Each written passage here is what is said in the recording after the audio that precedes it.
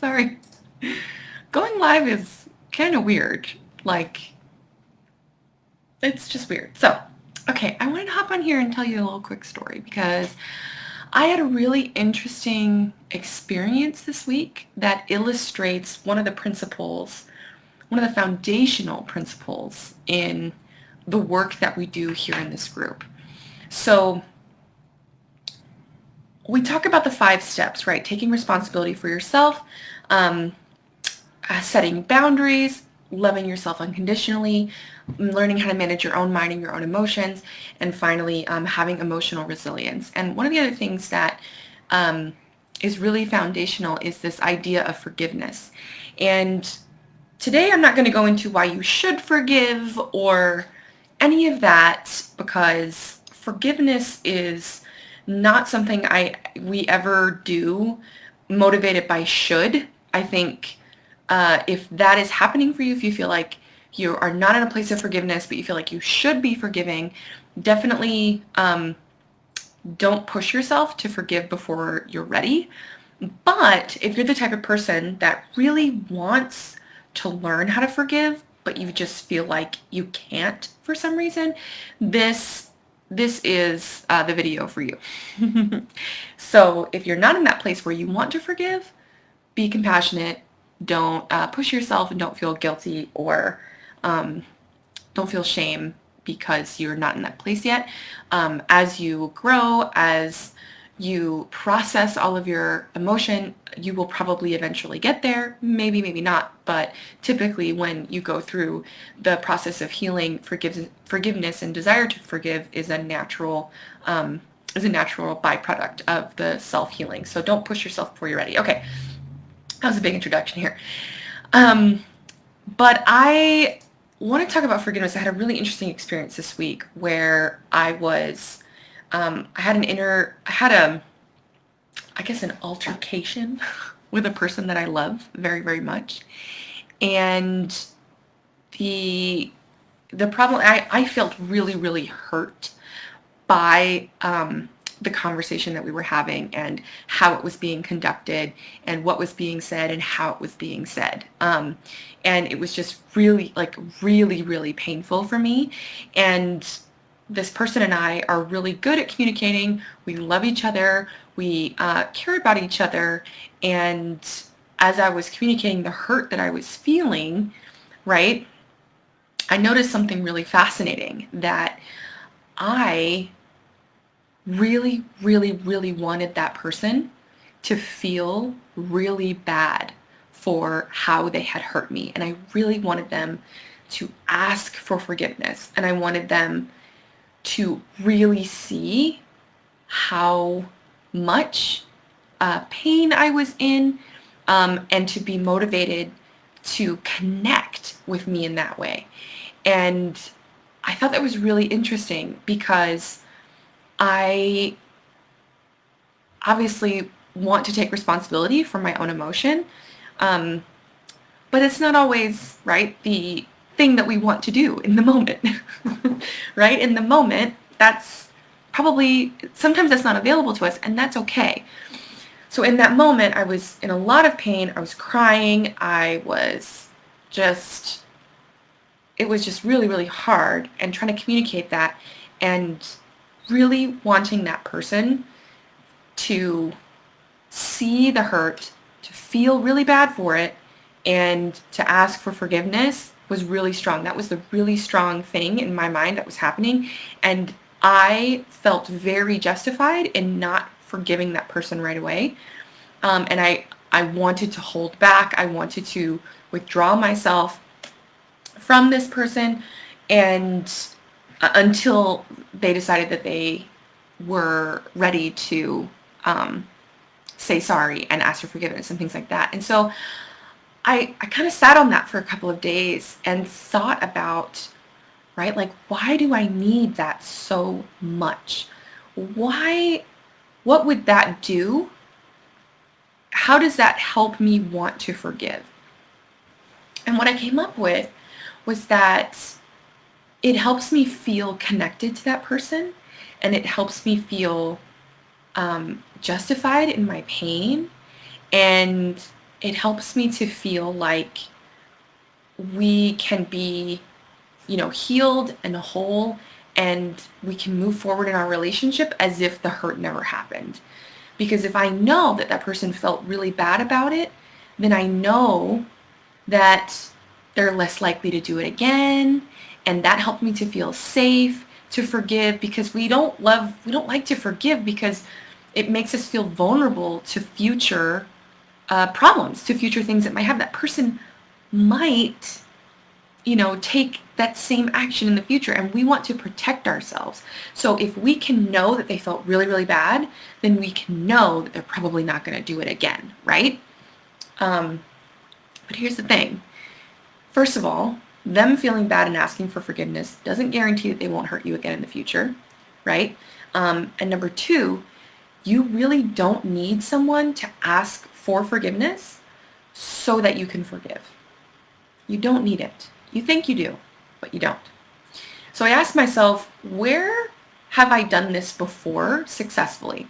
Well, when it comes to my mom, my parents, I made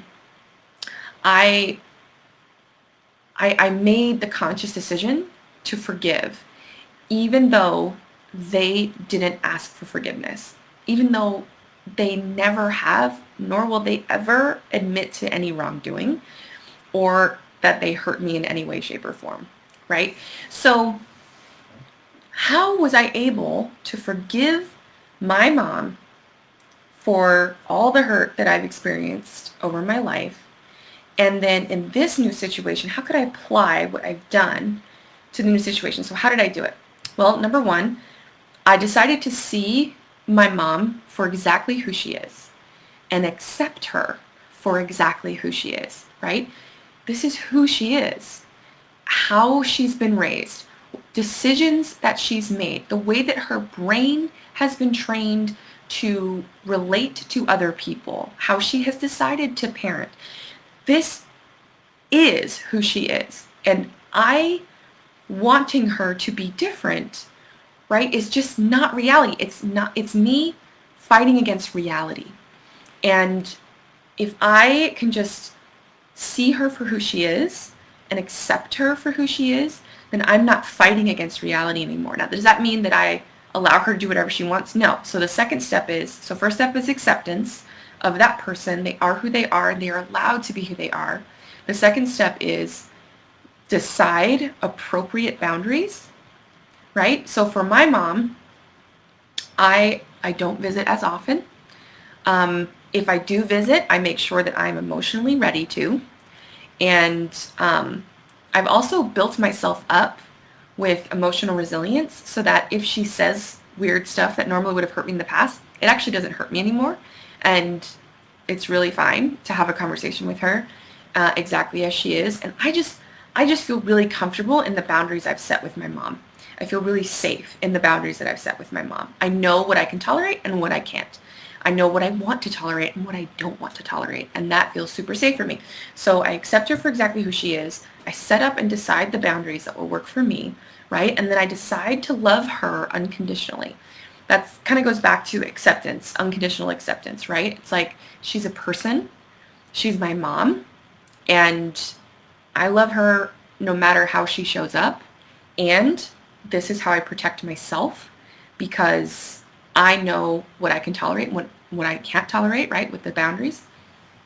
And then finally, I release and let her go from the obligation of making me feel better, right? It's not her job to feel sorry. It's not her job to apologize so that I can feel better. I see forgiveness as 100% about me and not anything to do with them. And if that person wants to ask forgiveness, it really is about them and their journey, their process of making things right in their life. And I feel sad when people don't take advantage of that opportunity to say, look, I'm so sorry. I realize what I've done wrong. Will you please forgive me, right? Like, that is a gift that you give yourself when you ask for forgiveness. And yes, it is a gift that you give to the other person, right? But if we wait until that happens, then we're going to be waiting a long time, and we're going to have pain, and we're going to have emptiness in our hearts while we wait. So you get to decide. Do you want to forgive? What would that look like if you did? Do you not want to forgive? What would that look like if you didn't? What is the cost benefit analysis there? In my opinion, forgiving even when they don't ask for forgiveness is a gift to yourself. It sets you free.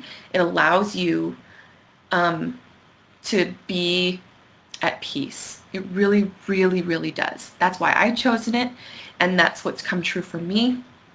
And so that is what I encourage other people to do if that's what they would like to do, and if that's what's available to them. And if it's not available to you yet, that's okay. That just means you've got a little bit of work to do, and that's why you're here, and I'm here to help.